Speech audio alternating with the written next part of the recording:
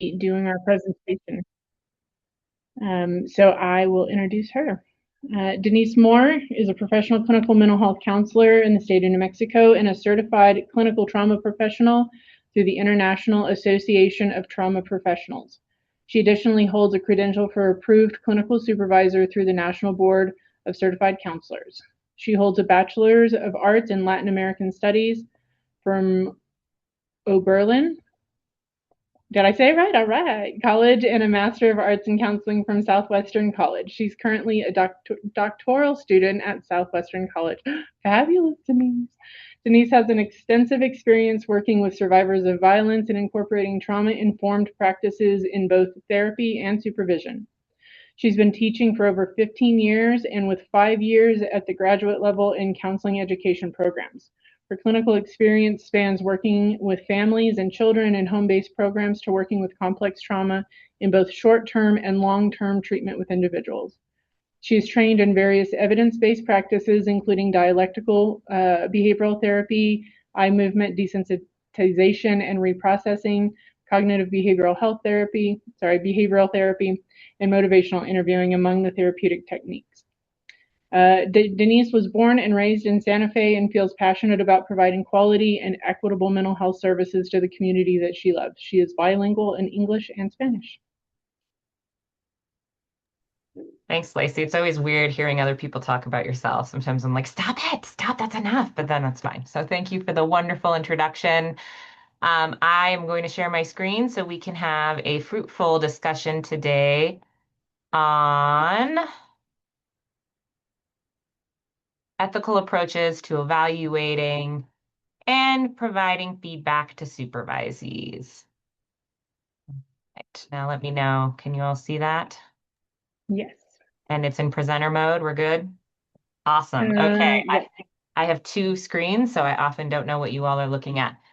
So today we're talking about a very important component of being clinical supervisors, and that is how we give feedback. It's probably one of the most important roles, in my opinion, because this is where we get real-time conversations with our supervisees on what's working and what's not working. But before we dive in too deeply, I'm going to just state a disclosure that I do not have a financial agreement from this presentation.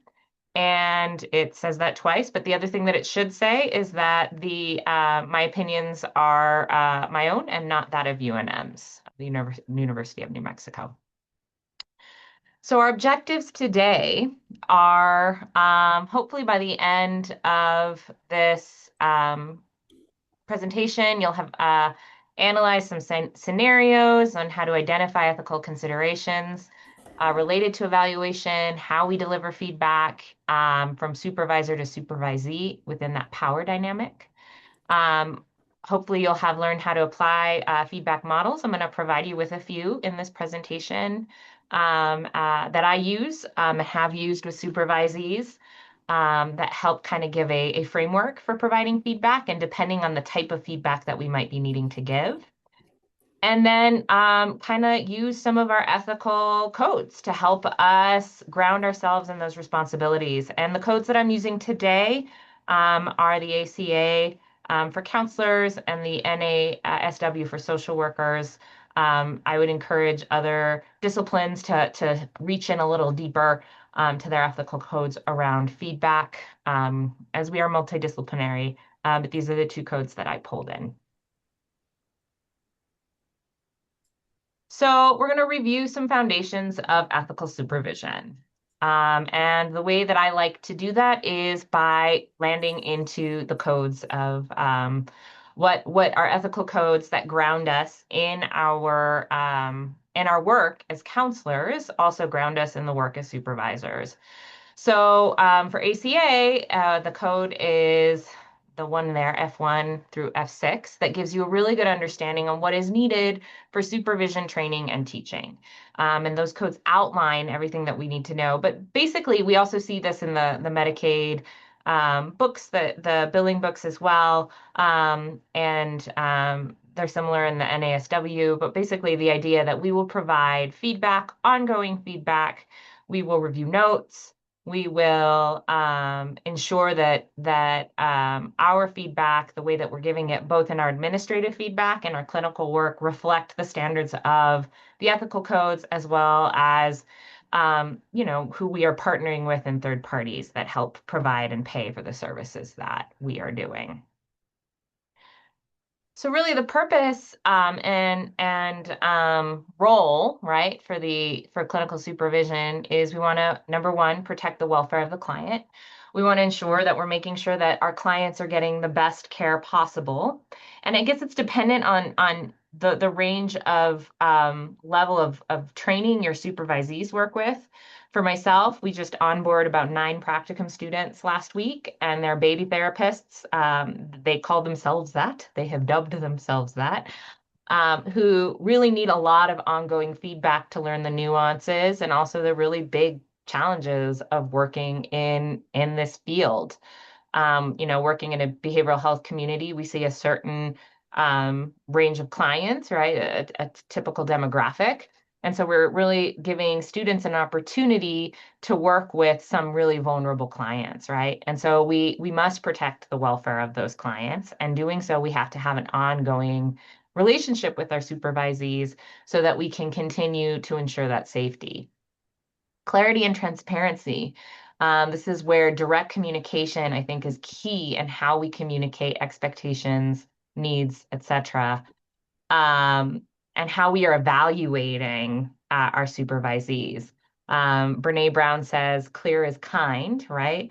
And that is really in this clarity and transparency. And it's also in a trauma-informed concept, right? Where the more information we give someone, the more ability they're able to understand the expectations, and also the more choice they're able to have. And that is a trauma-informed concept. We're also balancing support and accountability. Um, I think this is where becoming very clear of the role of the supervisor is important, and not sometimes because we're therapists, it's easy to fall into that kind of supportive therapist role. And that's really difficult when we're trying to provide feedback to our supervisees. So really staying balanced in that support and accountability. And also, we want to ensure growth, right? And we want to reduce fears of retaliation.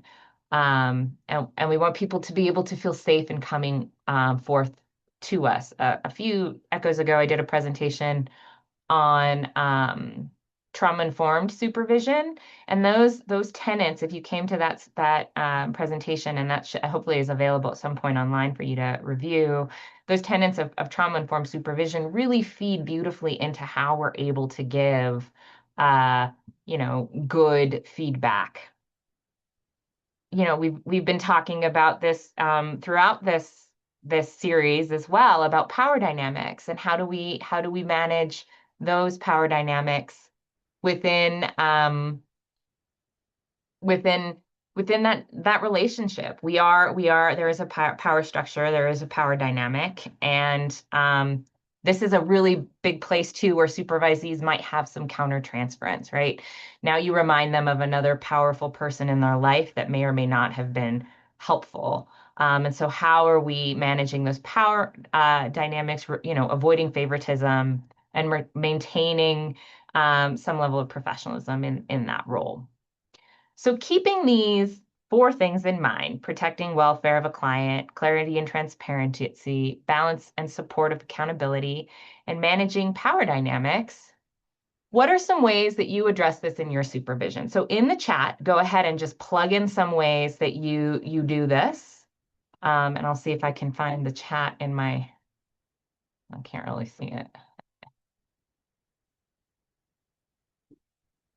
Denise, I can read those out for Great. you. Go ahead and read them out, because I can't see the chat. It's gone.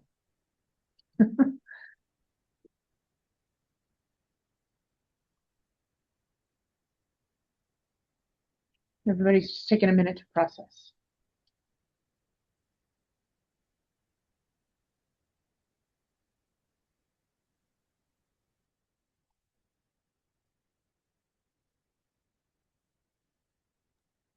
Jen says, modeling receiving feedback to begin with and being willing to acknowledge when I make a mistake. Rilke says, being honest with my strengths and weaknesses as a with my supervisees. For example, letting them know when I'm not trained in a topic that they have brought up, and proposing a plan to seek an expert on that topic. Yeah, those are great examples of that transparency too, right? And balance. Great, thanks for that. Okay.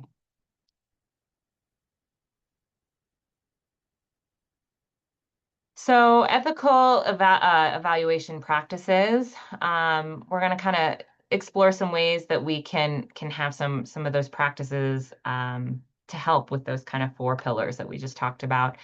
And the first one is informed consent. And again, I'm going to just have you check in like how we do for informed consent with our supervisees. How do we, those two examples were great. And is it something that you frequently do or as it comes up? But the more, again, more information we can give our supervisees on how we function or work as a supervisor, what the expectations are, how our supervisees like to receive feedback, all of those things can help bring those evaluations and feedback systems in more clearly. So again, group participation. In the chat, how do you do informed consent for your supervision? And this is idea sharing. Some of us may have never thought of this, and so this might be a really good opportunity to share those ideas with one another.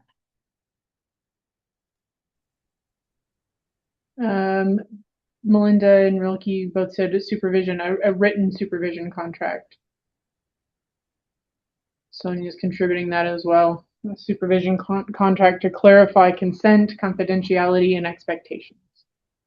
Wonderful. Yeah. So supervision contracts, those are key and important and a really clear part of how we do that informed consent. In my supervision contract, there is feedback is one of the things that is part of supervision, right?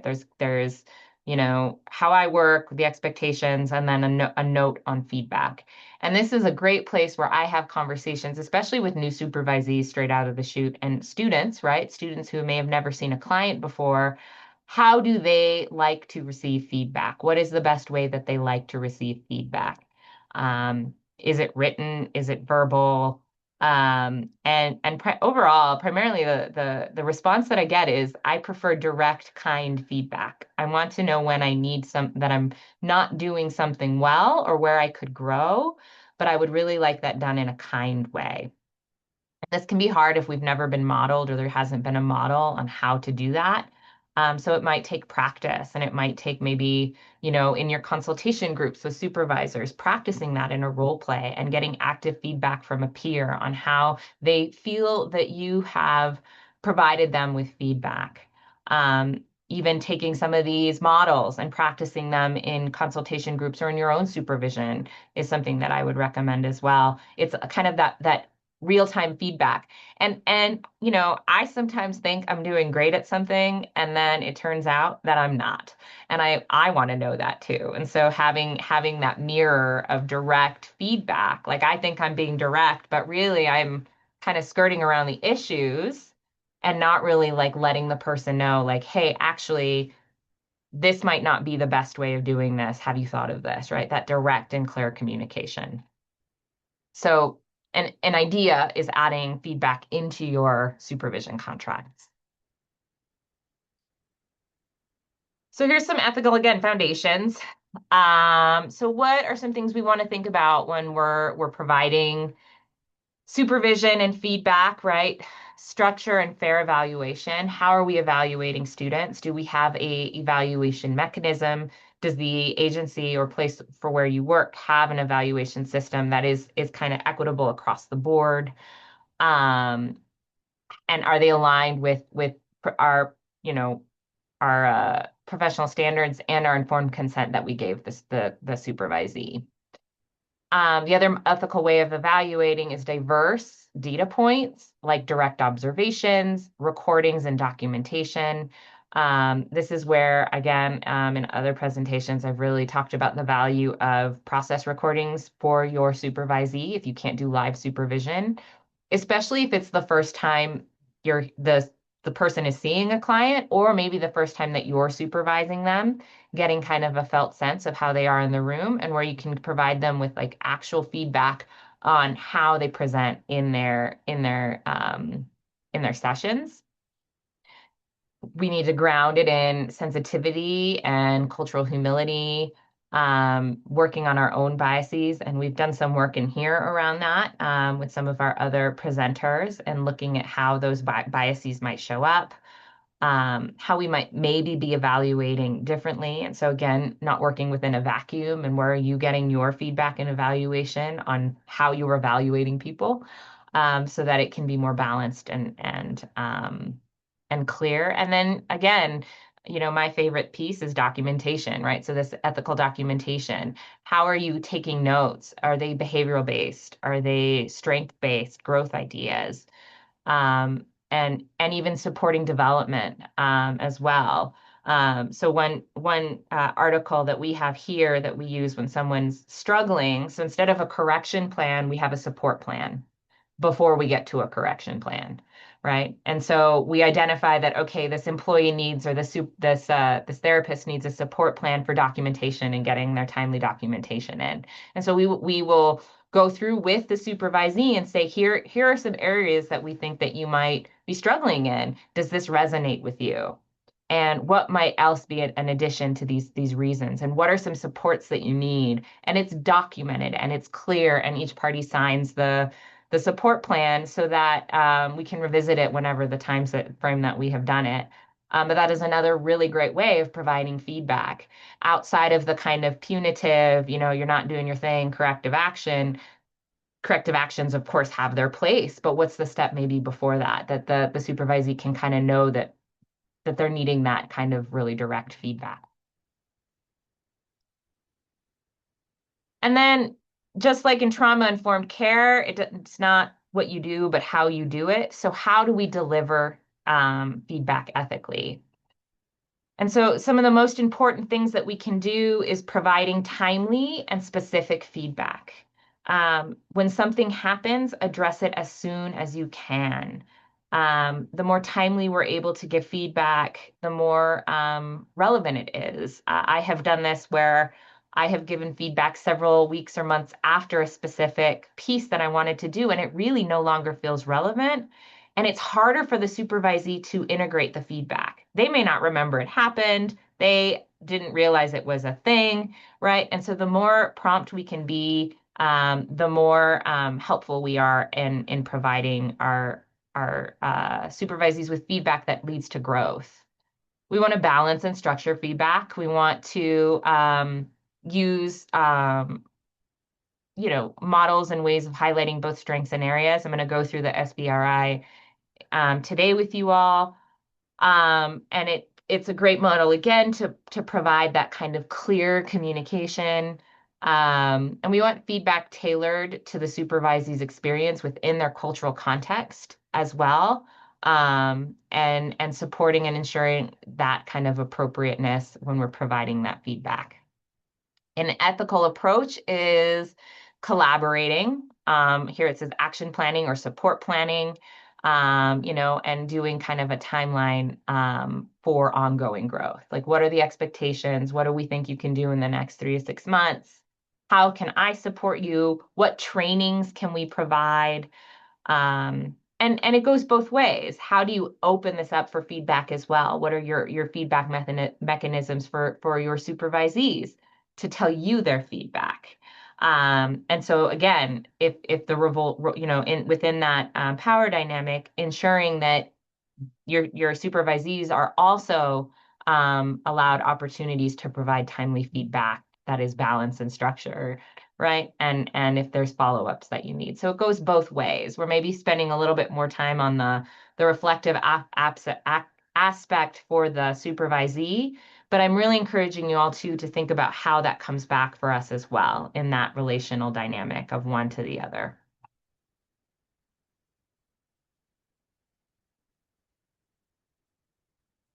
I I think this is one of the hardest parts of my job as a clinical director, is having difficult conversations. And so here's some ways that to think about when we are having difficult conversations and managing feedback, because not all of the feedback we're going to give is, this what you did here was really great. I encourage you to continue learning this modality. It might be something where we have to have a hard conversation. And again, I think in these moments, that kind is clear. Clear as kind is really important. Um, because I know I get nervous when I have to have a difficult conversation, and how do I stay grounded, and what are ways that I can help ensure that it ends in a positive, right, however that can be, way. So I think one of the things that we may encounter when giving negative or difficult feedback is we might be navigating some resistance, some defensiveness, and then again, taking into consideration the power dynamic. So here's just some tips. And a reminder that it is our ethical obligation to address concerns. And again, it's not what you do, but how you do it. We might be managing resistance or defensiveness, and it could be maybe because there's some countertransference there, and maybe that's something we need to address within that.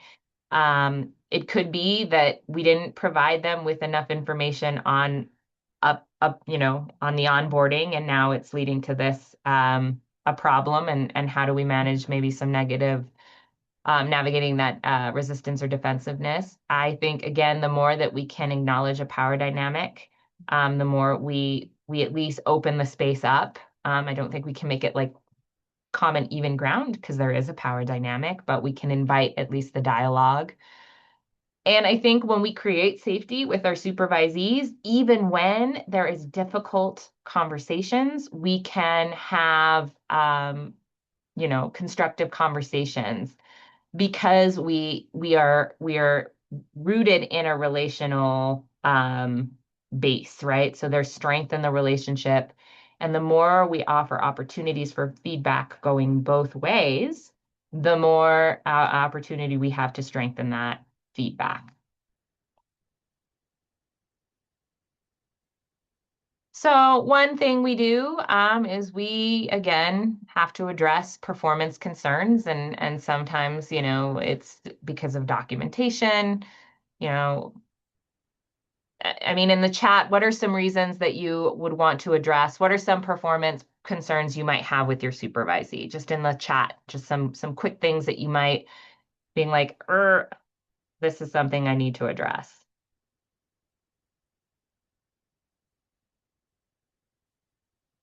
If there's anything in the chat you want to add. Again, I can't see the chat, so. Incorrectly completing important documentation like suicide assessments, attendance, time management, confidentiality breaches, poor documentation, boundaries with clients, not reaching out to a new client in the right way, more boundaries, not documenting SI concerns, documentation that has personal opinions, coming in late, not completing documentation in a timely manner, boundaries, absences and interruptions in care, time management and responsiveness. Yeah, these are all really great examples of things the supervisors were ethically obligated to address. And it's important that we do so, again, in a timely and taking timely and clear action, right? So some of those things are really important, like suicide assessments or not asking about suicide ideation. Those are really important and timely. Documentation is really important and timely. Having good boundaries is really important. So that those are kind of things that to consider, right? And that documentation piece for yourself. How many times are you needing to address this with the supervisee? And do you have policies and procedures or ways that you understand, like after so many times, what are the next actions?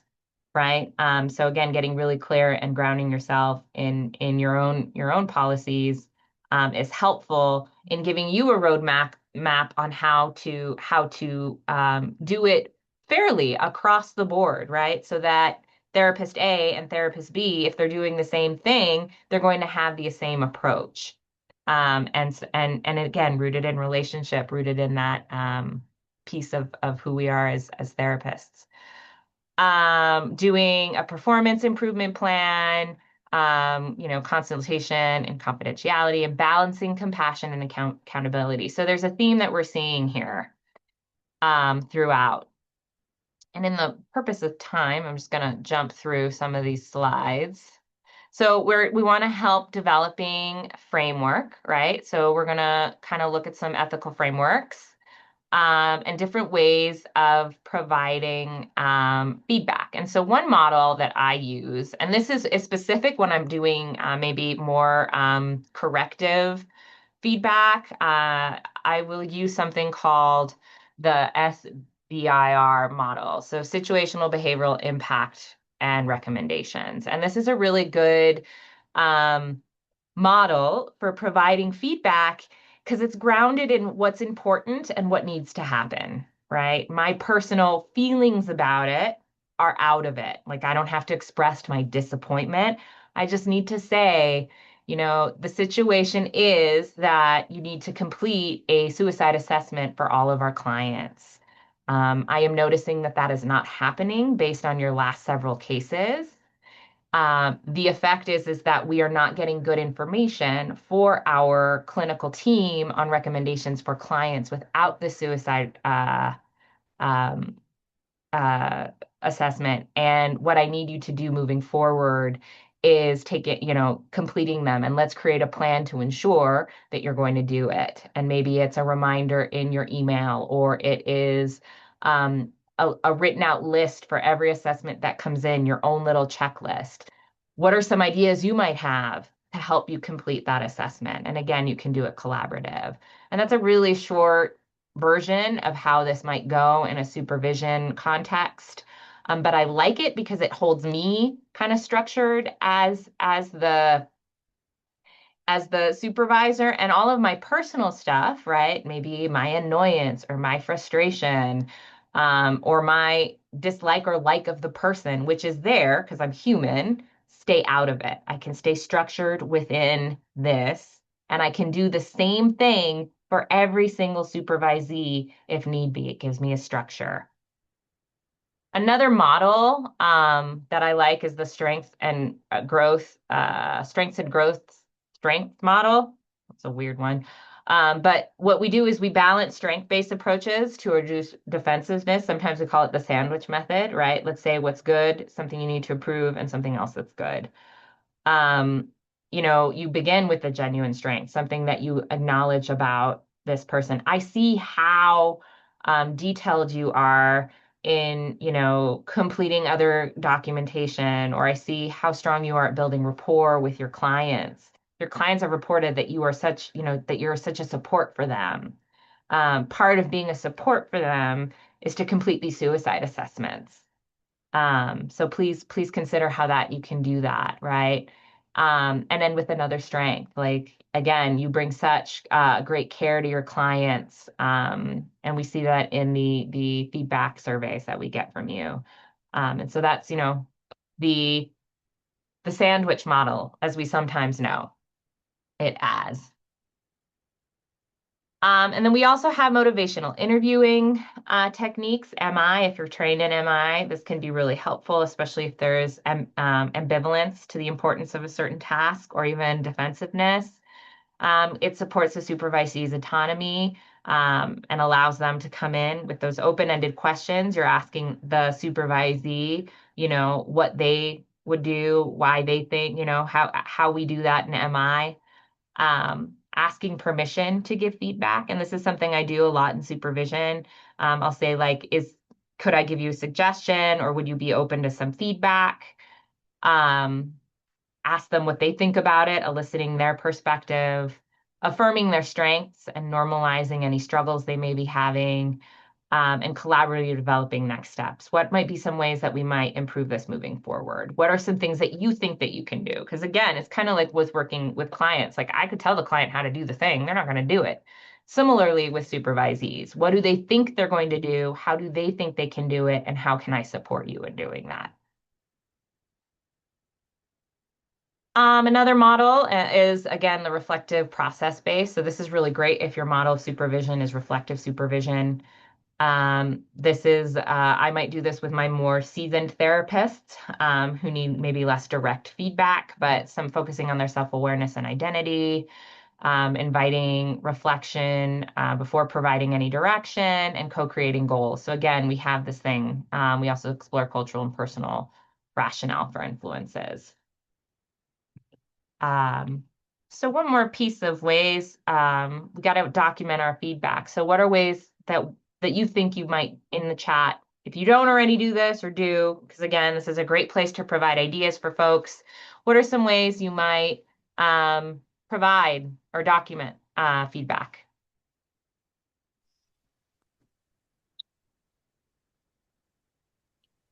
All right, we've got creating a supervision note for each encounter, supervision notes with a follow-up email.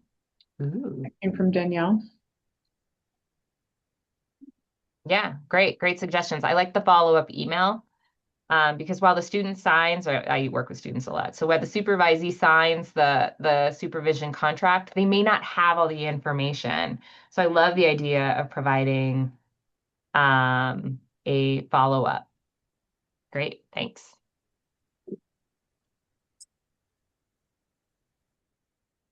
All right, so integrating feedback, again, it's ethical. It provides us with constructive methods of providing this feedback, having an ongoing reflective practice for yourself.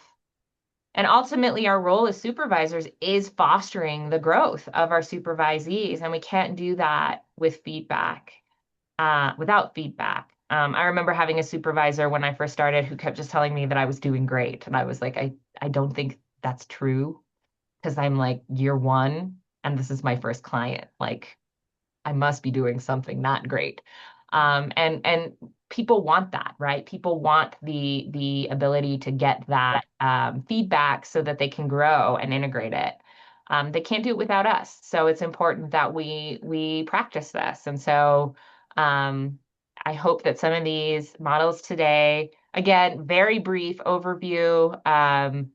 That you will be able to kind of maybe pick one you like and practice it or try on a few. Um, but these are some of the models that I use in clinical supervision that have helped me stay grounded in feedback in those difficult conversations. So thank you.